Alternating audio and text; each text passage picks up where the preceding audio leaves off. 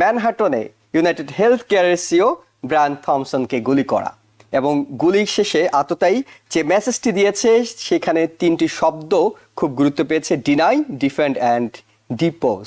একজন হত্যা করে গায়েব হয়ে গেল, এটা খুবই দুঃখজনক। এটা প্রমাণ করে যে আমাদের আসলে ম্যানহাটনের মতো যেটা জায়গা, যেটাকে আমরা ওয়ার্ল্ড ফাইন্যান্সিয়াল সেন্টার কিংবা যেখানে ইউনাইটেড নেশনস আছে, আমরা এটাকে ওয়ার্ল্ড পলিটিক্যাল সেন্টারও বলি, সেই জায়গায় এরকম একটা হত্যাকাণ্ড ঘটিয়ে একজন আত্মায়ী সেখান থেকে উধাও হয়ে গেল, এটা আইন শৃঙ্খলা পরিস্থিতির একটা অবনতি প্রমাণ করে। হেলথ ইন্স্যুরেন্সের পেছনে যে লজিক, যে যুক্তিগুলো পেশ করে যে ইন্ডাস্ট্রিটাকে দাঁড় করানো হয়েছে, এটাকে অনেকে খুব যোগ করে বলে স্ক্যাম ইন্ডাস্ট্রি। আমি যদি সর্বোচ্চ প্রিমিয়াম যেটা সেটাও যদি নেই ডেন্টালের জন্য, তারপরেও যে মানে দাঁতের যে কমপ্লেক্স জিনিসগুলো এগুলো কাভার করবে না। ম্যানহাটনে ইউনাইটেড হেলথ কেয়ারের সিও ব্রায়ান থমসনকে গুলি করা এবং গুলি শেষে আততায়ী যে মেসেজটি দিয়েছে সেখানে তিনটি শব্দ খুব গুরুত্ব পেয়েছে: ডিনাই, ডিফেন্ড অ্যান্ড ডিপোজ।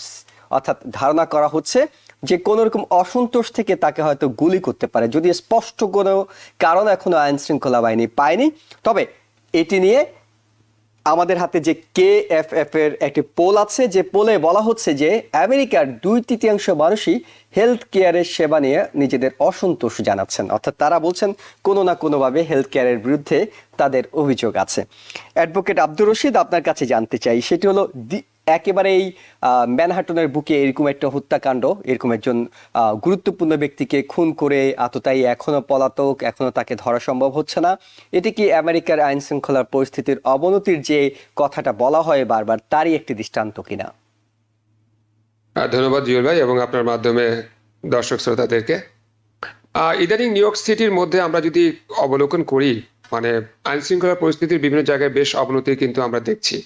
যারা খেটে খাওয়া মানুষ, তাদের বিরুদ্ধে যেখানে সেখানে অন্যায় হচ্ছে, হেড ক্রাইম হচ্ছে, এবং এগুলো কেন যেন ইদানিং একটু বেশি বেড়ে গেছে। নট অনলি দ্যাট, আমাদের নিউ ইয়র্ক সিটির যে মেয়র আছে, আপনি জানেন, তার অভিযোগ নিয়ে নিউ ইয়র্ক সিটির মধ্যে একটা অস্থিরতা কাজ করছে।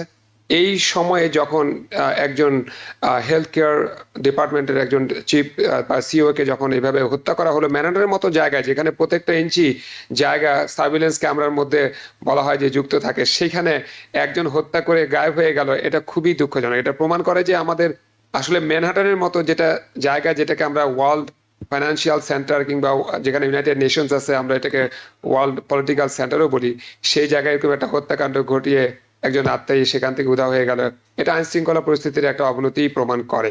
এবং হেলথ কেয়ার নিয়ে একটা অসন্তুষ্ট আছে দেশের মধ্যে, এবং কারণ হেলথ কেয়ার কোম্পানিগুলো কখনো লুজার হয় না এবং তারা সবসময় উইনার হয়। কিন্তু তারপরেও আমাদেরকে তো চুজ করতে হবে। ওবামা কেয়ার যতদিন ছিল, ওবামা কেয়ার বর্তমানও আছে, এবং ওবামা কেয়ার মানুষকে, বেশিরভাগ মানুষকে এই দেশকে ভালো হেল্প করতে পেরেছে। কিন্তু প্রাইভেট যেসব হেলথ ইন্স্যুরেন্স কোম্পানি আছে, এদের নিয়ে কিন্তু একটা ডিস্যাটিসফ্যাকশন, একটা অস্থিরতা এবং মানুষের মধ্যে একটা মানে উত্তাপ আছে। হয়তো সেই জায়গা থেকেই হয়তো এই ঘটনা হয়েছে বলে আপাতত আমি মনে করছি। জি, কিন্তু নিঃসন্দেহে অসন্তোষ থেকে কোন রকম খুন, এরকম ঘটনা আসলে কাঙ্ক্ষিত নয়। এটা কেউ চান না যে আইন কেউ নিজের হাতে তুলে নেবেন, কারণ আইনের শাসন প্রতিষ্ঠাটাই তো বড় কথা। ডক্টর মোহাম্মদ আলাউদ্দিন, আপনার কাছে জানতে চাই, এই বিষয়ে যদি আপনি কিছু যোগ করতে চান, এই ধরনের পরিস্থিতি আসলে কতটা কাঙ্ক্ষিত? প্রথমত, আইন শৃঙ্খলা পরিস্থিতির দিক থেকে এটা তো খুবই দুঃখজনক। বিশেষ করে বিশ্বের সবচেয়ে শক্তিশালী একটি দেশ হচ্ছে আমেরিকা, এবং তার কাছে সবচেয়ে সফিস্টিকেটেড সূক্ষ্ম তথ্য প্রযুক্তি রয়েছে। এবং আমরা খুব আশাবাদী যে আমেরিকান গভর্নমেন্ট, বিশেষ করে নিউ ইয়র্ক গভর্নমেন্ট, বিভিন্ন ধরনের প্রযুক্তি, যেমন এখন তারা ডিএনএ টেস্ট করছে, কিছু স্যাম্পল কালেক্ট করেছে, তো সেটা দিয়ে হয়তো তারা এটার একটা ক্লু উদ্ধার করার চেষ্টা করবেন। তো আমি বরং এই ঘটনার সাথে রিলেটেড কিছু যে স্পেকুলেশন, জল্পনা কল্পনা চলছে যে এটা খুব সম্ভবত ইন্স্যুরেন্স ইন্ডাস্ট্রির যে ব্যাপারে যে সাধারণ মানুষের যে ক্ষোভ বা অসন্তুষ্টি অথবা এর যে ক্রিটিসিজম আছে, সেটার কিছু বাস্তবতার উপরে কিছু আলোকপাত করতে চাই। দেখুন, আমি হচ্ছে যে আমার একটা ক্লাস পড়াই, কালচার অ্যান্ড হেলথ কমিউনিকেশন। তো এই ক্লাসটা পড়াইতে গিয়ে আমি এরকম আমেরিকার যেই হেলথ সেক্টরের যে বাস্তবতাগুলো, এটা আসলে সত্য কথা বলতে সাধারণ মানুষের কাছে এটা অনেকটা এই জিনিসটা অনেকটা হচ্ছে যে লুকায়িত বা তাদের সামনে একটা পর্দা রাখা হয়েছে।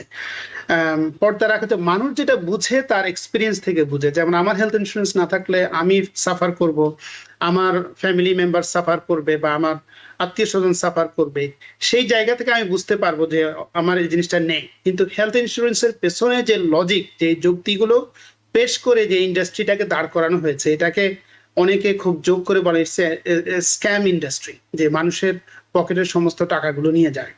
আমি জাস্ট একটা এক্সাম্পল দেবো যে দেখুন, আমি ইউনিভার্সিটি প্রফেসর, আমার বেতন যতটা না তার প্রায় অর্ধেকের মতো আপনার হচ্ছে হেলথ ইন্স্যুরেন্স কোম্পানির কাছে চলে যায়। মানে বিষয়টা কি আমি দেই না, আমি হয়তো একটা ছোট অংশ দেই, কিন্তু আমার পক্ষে আমার এমপ্লয়ার সবচেয়ে বেশি অংশটুকু তারা হেলথ ইন্স্যুরেন্স কোম্পানির কাছে আপনার হচ্ছে পে করে।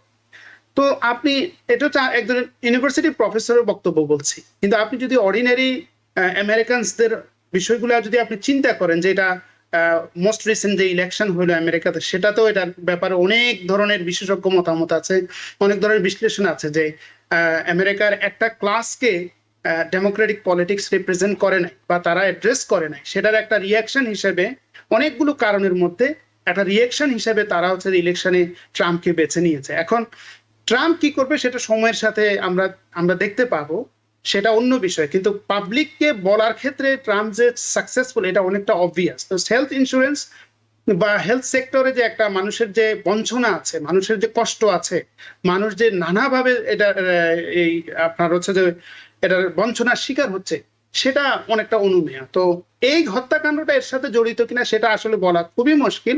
এর সাথে হয়তো হতে পারে এরকমও যে হেলথকে ঘিরে বা হেলথ ইন্স্যুরেন্সকে ঘিরে নানা ধরনের কম্পিটিং ইন্টারেস্ট বা ভেস্টেড ইন্টারেস্ট আছে, কারা কিভাবে জড়িত এটা আমাদের জন্য বলা খুবই মুশকিল। কিন্তু আমি যদি পাবলিকের সাইড থেকে বলি, যে এটা সিটিজেনদের পক্ষ থেকে যদি বলি, সেটা বলবো যে আসলে আমেরিকার গভর্নমেন্টের এই হেলথ সেক্টরের বিষয়টাকে অনেক বেশি সিরিয়াসলি নেওয়া দরকার। আপনি আরেকটা জিনিস আমি বলে শেষ করতে চাই, সেটা হচ্ছে আর একটা এক্সাম্পল দিই, যেমন ডেন্টাল। হ্যাঁ, আমি আমার ওয়াইফকে নিয়ে ডেন্টালের এক ডেন্টিস্টের কাছে গেলাম, খুবই নাইস। সে আমাকে বললো যে তোমার যে প্রবলেমগুলো এগুলোতে ইন্স্যুরেন্স কভার করবে না, তুমি বরং হচ্ছে যে ইন্স্যুরেন্সের প্রিমিয়ামটা একটু বাড়াও, ওখানে আরো অল্টারনেটিভ প্ল্যান থাকতে পারে। তো আমি বললাম হচ্ছে ঠিক আছে, তাহলে সেটা তো বছরের মাঝখানে করা যাবে না, তা আমি নেক্সট যখন ওপেন এনরোলমেন্ট আসে আমি করব। তো পরের এনরোলমেন্টের সময় আমি যেটা করলাম, আমি মানে খোঁজখবর নিয়ে দেখলাম যে আমি যদি সর্বোচ্চ প্রিমিয়াম যেটা সেটাও যদি নেই ডেন্টালের জন্য, তারপরেও যে মানে দাঁতের যে কমপ্লেক্স জিনিসগুলো এগুলা কভার করবে না। তো আমি বললাম যে তাহলে what's the point of like all this arrangement. তো আমার কাছে যেটা মনে হচ্ছে যে মানুষের কষ্টের জায়গাটা সত্য, তারপরে এই হত্যাকাণ্ডের সাথে এটার জড়িত থাকার বিষয়টা আমাদের কাছে হয়তো ক্লিয়ার না। হ্যাঁ, তবে আপনার ব্যক্তিগত অভিজ্ঞতাটা হয়তো আমরা শুনলাম যে দুটো বিষয়, একদিকে যেমন হেলথ সেক্টর অনেক শুভঙ্করের ফাঁকি থেকে যাচ্ছে, অন্যদিকে যে বিষয়টি সেটি হলো আইন শৃঙ্খলা পরিস্থিতি নিয়ে মানুষের মধ্যে উদ্বেগটা আসলে বেড়ে গেল, যে এই ধরনের পরিস্থিতি যদি তিনিও অনিরাপদ হন, যেখানে এই ধরনের কোম্পানিগুলো তাদের সিওদের প্রোটেকশনের ক্ষেত্রে ব্যাপক অর্থ বিনিয়োগ করে থাকে আমেরিকান কোম্পানিগুলো, সেখানেও তারা অনিরাপদ, তাহলে আসলে উদ্বেগের জায়গাটা আছে। নিউ ইয়র্ক থেকে সম্প্রচারিত TVN 24 টেলিভিশন বিশ্বজুড়ে বাঙালির কণ্ঠস্বর।